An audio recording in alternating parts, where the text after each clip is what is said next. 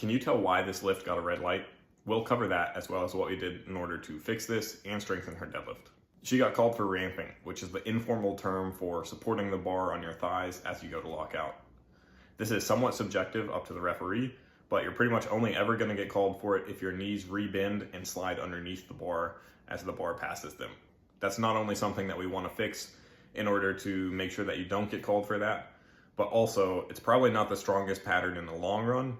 It's just what your body's doing right now because there's either a weakness in hip extension or you're losing position earlier on in the lift, which makes the hip extension and lockout component much harder than it should be.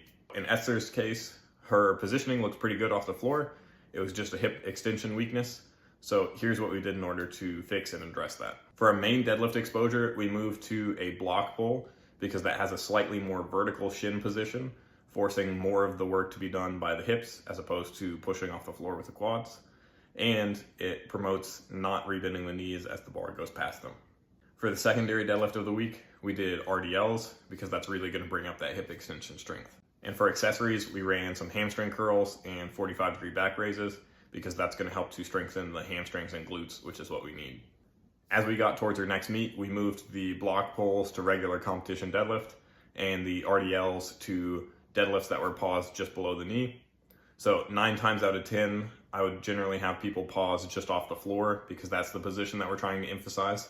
But in her case, pausing just below the knee was helpful because it encouraged her to finish the deadlift by just extending the hips rather than letting the knees rebend.